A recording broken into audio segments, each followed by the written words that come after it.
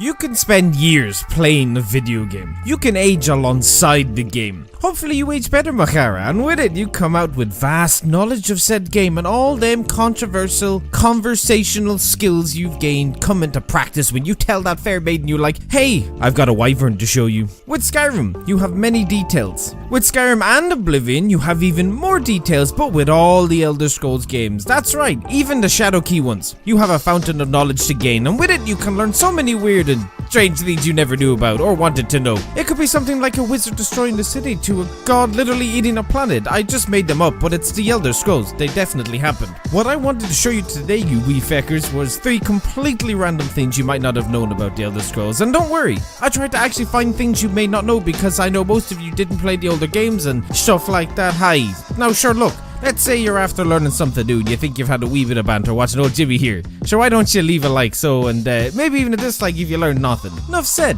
Let's move on to the teaching, and by God, the teaching I will do.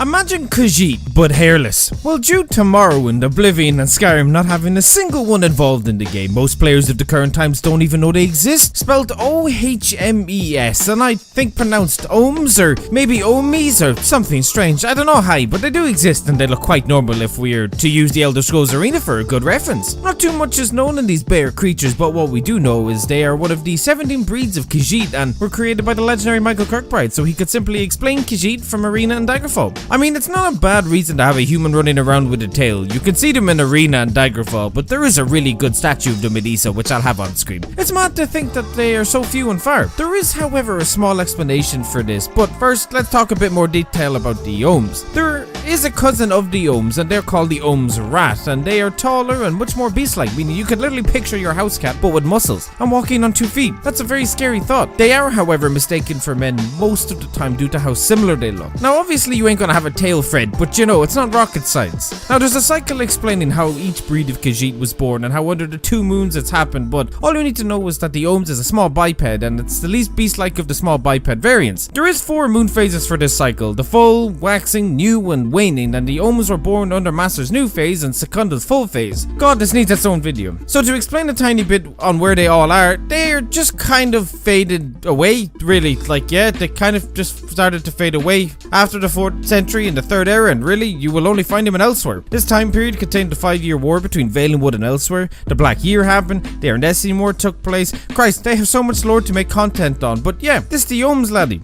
Originally, as a lot of people know, the Elder Scrolls Arena was going to be a tournament-based game, and not what it ended up being, but sure, look, I'm delighted with the outcome we got. The game was going to have teams representing cities, and believe it or not, you could still figure out what most of the tournament's teams' names were going to be, which really is funny to just think of this wee youngling Todd Howard with a mullet, naming random teams to fight to the death across all of Tamriel. We will use Skyrim for an example from the game, since you all know Skyrim, and I don't have to try too hard to teach you something new, my young Padawans. Solitude, for example, was going to have a team called the Ravagers. Ravagers is fitting. Wait, they ravaged my boy Rogveer. Whiterun's team was known as the Devastators. Winterhold's was called the Annihilators. You had a team representing each city, and I mean, if you have the time, I highly recommend trying out the Elder Scrolls Arena since it's fairly fun. And you haven't really got much to lose playing a very old RPG. I mean, I enjoyed my time with it, and hopefully one day I can finish it, because it's quite a daunting experience playing something with so many numbers. I understand how Mason feels now.